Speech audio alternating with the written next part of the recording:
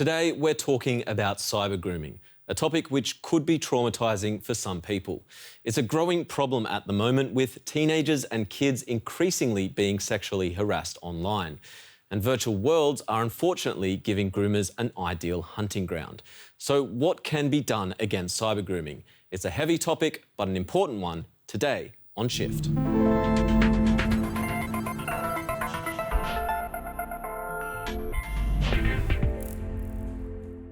This is the dark side of the internet. Predators, mostly men, are jumping online to build trusting relationships with minors. Their aim? To groom their victims for sexual relations. 84% of these victims are girls. Children as young as 10 years old are being approached. And the cyber groomers are well versed in the art of exploitation. It's nothing new, of course, but now they're using virtual worlds, which are extremely popular with kids. It's a perfect place for groomers to act anonymously. A horrible thought.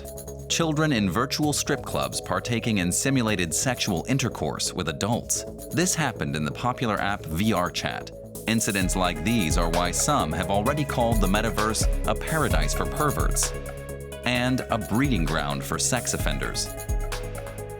A British child protection charity, the National Society for the Prevention of Cruelty to Children, has called some VR apps dangerous by design. Virtual reality allows us to dive into a make-believe digital world, but the same thing that makes it so exciting can also make it dangerous, harmful, and traumatic for children.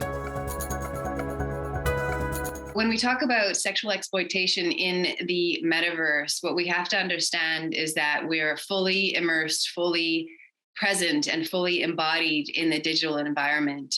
It is no longer a video game that we're observing. When someone asks you to participate in something sexually inappropriate within the metaverse, there are serious psychological and physiological implications that we cannot underestimate. Research has shown that children experience VR differently from adults. As their brain is still developing, they can't always tell the difference between virtual worlds and real life. Researchers say that children could even form memories based on virtual experiences, which means that sexual abuse that occurs online could turn into a traumatic memory in reality.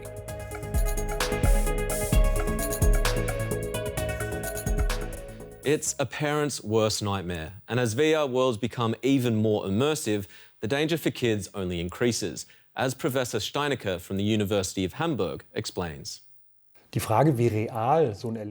How real this type of experience can be depends on the technology being used and the way things are depicted in the virtual world. We call this sense of presence. The higher the sense of presence, the more I believe that what I see seems real, that the places and experiences are actually there. This is also true when you experience very beautiful moments, but of course, it can also make you very nervous or lead to anxiety or fear. And to make matters even worse, most of these VR worlds don't even use stringent age checks, which could at least provide an extra layer of protection. What we need to understand is that the current system in which the technology is being developed does not prioritize the needs of the child, and that leaves our children vulnerable to harms and to predators and to exploitation. As long as these VR platforms fail to find solutions and don't take this problem seriously, children will remain at risk. Roblox has made headlines in the past. It boasts 58 million users per day, and around a quarter of those are younger than 13 years old. Until recently, groomers were able to create virtual sex games on Roblox and draw in their online victims with the promise of cash. On Roblox, children were repeatedly lured into so-called condos, private areas of the platform developed by groomers and pedophiles, where virtual sex games are also possible. What happens there is described by the US NGO Common Sense Media in a report. Minors offer virtual dances and sexual acts as well as nude photographs off-platform to adults in exchange for Robux, which can be converted into real money. So-called self-generated sexual content by children has skyrocketed in recent years. It now accounts for almost 72% of all sexual abuse content online. That's a 28% increase in 2021. The images and videos mainly involve girls aged 11 to 13. Overall, a global study from 2021 found that 34% of children have been asked to do something sexually explicit online. Recently, Roblox has made efforts to combat cyber grooming in their games. Roblox isn't the only platform struggling to get a hold of the cyber grooming problem. It's clear that they all need to up their game. In many VR apps, users can block abusive players. Any grooming abuse should be reported to the platforms, who in turn can suspend the groomer's account. Currently, however, offenders can easily return with a new one. Is actually looking at what procedures and protocols have we put into place to ensure that whoever they say they are is actually who they are, so that we can't have a 50-year-old pretending to be a 15-year-old in the metaverse. That's actually quite simple to do and not a huge technological challenge for us. It just hasn't been done because of fear of innovation and fear of commercialization.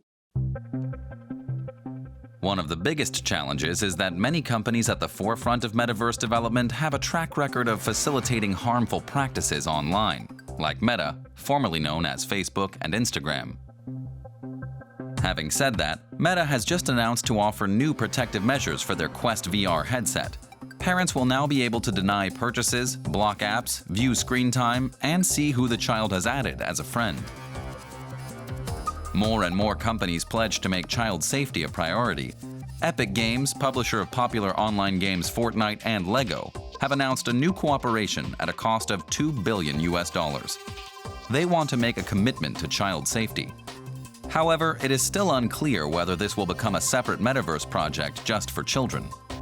Of course, cyber grooming isn't just restricted to the metaverse. Groomers have even used seemingly harmless playlists on Spotify to try and lure in victims. They invite kids to playlists, and then, using the description field, they ask kids to post nudes in the playlist profile picture. This stuff is happening where you'd least expect it. The authorities can't keep up, but they are trying to fight the issue with the help of artificial intelligence. The language of the perpetrators is an important key here. At Swansea University in Wales, linguistics professor Nuria Lorenzo-Duce and her team are developing the Dragon Spotter, a software meant to spot online cyber grooming. So groomers will be using language and other semiotic means, sort of images, videos, but also, sort of emojis and so on, to try and persuade, manipulate a child to engage in some activity, sexual activity online and also offline. But I thought we should really be able to apply techniques from language and communication, that kind of research, to try and identify what those strategies, what those tactics were to manipulate children online. The software consists of a machine learning algorithm and a large amount of grooming chat protocols. The linguists detect communication patterns used by groomers to manipulate their victims. The algorithm is trained to detect patterns like empathetic language, explicitly requesting sex, as well as ambiguous insinuations. Precisely the same word can mean many different things depending on how it is used, in the context in which it is used, and so on. So there has been very much detailed annotation by humans of, within the team that I lead for this project. Dragon Spotter has already been successfully tested by British and Australian police. For reasons of confidentiality, Duce can't go into more detail. The detection technology that we are developing is only, its intended user is law enforcement rather than anybody else. And it's not meant to be a decision maker, but it's meant to support and inform better decision making by the experts. The project is also trying to help education workers recognise grooming patterns early to prevent the abuse happening in the first place. It's a minefield for parents, especially if they've never actually been to the metaverse themselves. If I had kids, I honestly wouldn't have a clue where to start. So here's just a few tips on how to fight cyber grooming from the safety of your own home. Tip 1. Familiarize yourself with the metaverse. Discovering virtual worlds can help parents understand what their children experience online. Currently, 2/3 of parents with children between 5 and 10 don't know how the metaverse works. So do your own research, experience and experiment with the technology yourself, and also have clear communication with your child about what their interest is in the realm of the metaverse. If your child downloads a new app or VR application within the headset, then you again have to do that research and understand exactly who your child will have the opportunity to interact with. Tip 2. Make use of technological tools. Increasingly, VR headsets and VR apps like Roblox come with a safe mode. This restricts the possibilities for children and enables parents to monitor chats and contacts. This way, inappropriate language in chats and interactions with adults can be limited. Tip 3. Be suspicious. You never know if the person behind an avatar or chat partner is really who they say they are. Therefore, you should always be suspicious online, especially when you're using a new platform for the first time. Tip 4. Don't reveal too much information. Groomers try to win their victims' trust. Anything you say online or reveal on your profile or avatar can be used against you by groomers. Personal information like name, age, or where you live are especially sensitive and should not be revealed. Many groomers will also eventually want to meet face-to-face. It's obviously best to avoid this. But if you do end up meeting someone in person, choose a public setting and bring a mate along with you. VR worlds should be a place for everyone to feel safe, but developers need to do a lot more to ensure user safety. On top of that, authorities also need to move with the times and find a way to enforce existing laws against child abuse online.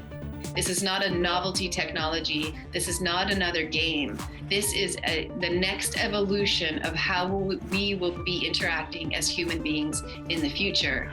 And we have an opportunity right now to plant the seeds for positive experiences in the metaverse. Have you ever come across cyber grooming in virtual worlds? Let us know. That's it from us today. See you next time.